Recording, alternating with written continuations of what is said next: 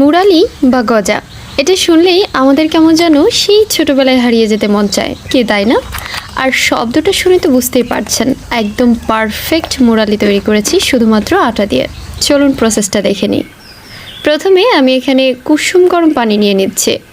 এরপরে 2 টেবিল চামচ চিনি, 2 টেবিল চামচ গুঁড়ো দুধ দিয়ে দিচ্ছি, স্বাদ মতো লবণ দিয়ে দিয়েছি।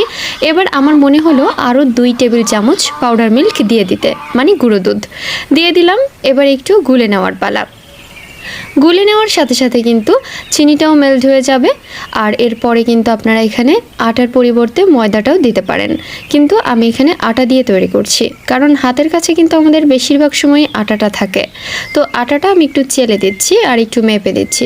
1 কাপ আটা দিয়ে দিচ্ছি আর একটু চালনি দিয়ে চেলে খুব ভালো করে একটু মাখিয়ে নিব। পানিটা কিন্তু এখানে আমি বুঝে দিয়েছি, আপনারা কিন্তু অবশ্যই পানিটা বুঝে দিবেন। আর যদি আপনাদের সমস্যা হয় তাহলে প্রথমে আটা দিয়ে তারপরে কিন্তু অল্প অল্প করে মেখে নেবেন পানি দিয়ে।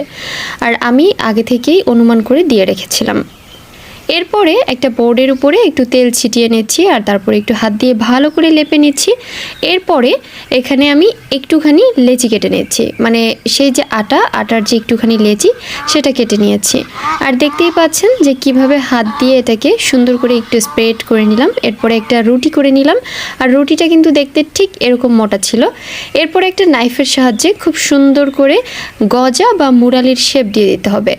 আর এখানে কিন্তু রুটিটা খুব বেশি মোটাও করবেন না, আর খুব বেশি একদম কাগজের মতো পাতলাও করতে হবে না, মিডিয়াম মোটা থাকতে হবে। আর একদম যাতে অনেক সুন্দর হয় মুরালিগুলো দেখতে, সেজন্য আমি একটু 4 সাইড থেকে একটু কেটে সুন্দর করে একদম 4 কোণা করে নিচ্ছি, যাতে দেখতে একটু সুন্দর হয়, মানে মুরালির সাইজগুলা।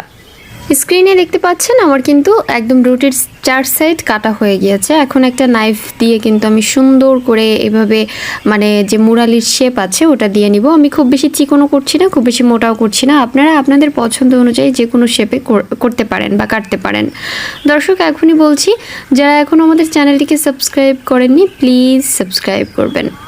আমার সবগুলো কাটা হয়ে গিয়েছে, দেখতে পাচ্ছেন। এখন কিন্তু এটাকে মাঝ বরাবর কেটে নিব, মানে একদম মাঝ বরাবর। বুঝতেই পারছেন যে কেমন হবে। এই তো এইভাবে করে আমি কেটে নিচ্ছি। আর এরপরে আমরা এগুলোকে ফ্রাই করতে চলে যাব।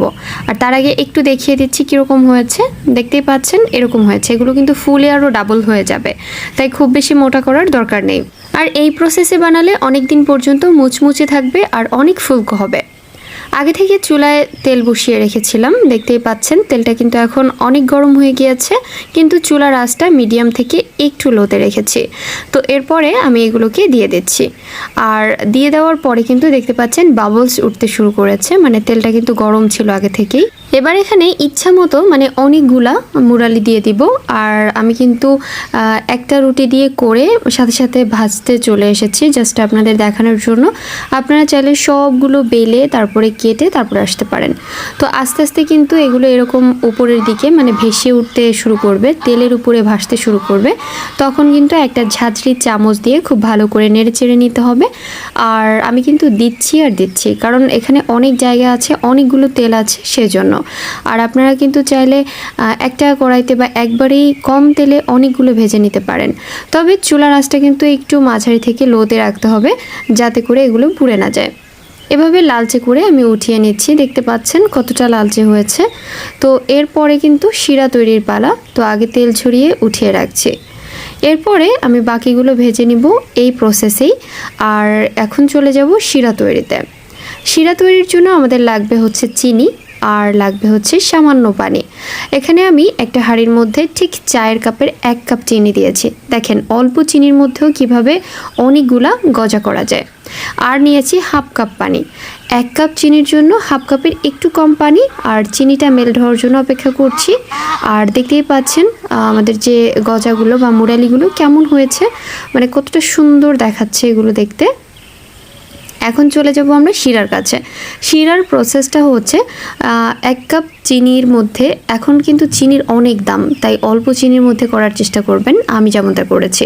তো অল্প চিনি দিয়েছি আর তার অর্ধেক হচ্ছে পানি দিয়েছি। এরপরে দেখতে পাচ্ছেন এটা কিন্তু অনেকটা আঁশ উঠে গিয়েছে। আর যদি আপনারা এটা বুঝতে না পারেন তাহলে কিন্তু হাত দিয়ে একটু ট্রাই করে নিতে পারেন, তবে হাতের ছ্যাঁকা লাগে না যেন। এরপরে দেখতে পাচ্ছেন আমি কিন্তু মুরালিগুলো দিয়ে খুব ভালো করে নেড়ে চেড়ে মিশিয়ে নিচ্ছি। আর এই পদ্ধতিটা বা এই প্রসেসটা কিন্তু একদম খুব তাড়াতাড়ি করতে হবে, তাড়াতাড়ি করলেই না হয় মানে এর পুরোটা গায়ে এই যে শিরাটা আছে সবগুলো লেগে যাবে। আর যদি একটু ধীরে ধীরে করেন তাহলে কিন্তু এটা মানে মিশ্রিতে পরিণত হতে শুরু করবে, মানে চিনিটা কি বলে জমাট বাঁধতে শুরু করবে, যেমনটা এখন দেখতে পাচ্ছেন। সবগুলো কিন্তু খুব ভালো করে মাখানো হয়ে গিয়েছে। মানে চিনির শিরাটা যতক্ষণ লিকুইড থাকবে ততক্ষণ শুধু মেশাতেই থাকবেন, বাট যখন একটু জমাট বাঁধতে শুরু করবে তখন কিন্তু আপনি আর ভালো করে নাড়াতে পারবেন না, এটা কিন্তু বুঝে নিতে হবে আপনাকে। তো খুব ভালো করে আমি এটাকে করে নিয়েছি। এখন ঠান্ডা করার পালা আর হচ্ছে পরিবেশন করার পালা। তো চলুন আমরা এখন একটু পরিবেশন করে দেখিয়ে দিচ্ছি কতটা মুচমুচে হয়েছে। আর এভাবে কিন্তু আপনারা একটা এয়ারটাইট যে মানে কন্টেনারগুলো আছে বক্স, সেগুলোতে করে কিন্তু সংরক্ষণ করতে পারেন অনেক দিন, আর অনেক মজার হবে এই খাবারটা। আমাদের একদম বিকেলের জন্য হালকা নাস্তা বা একদম ছোটোবেলায় হারিয়ে যেতে চাইলে কিন্তু আমরা এই খাবারটা করেই ফেলতে পারি। দেখতে পাচ্ছেন কতটা মুচমুচে, আর শব্দটা তো শুনতেই পাচ্ছেন।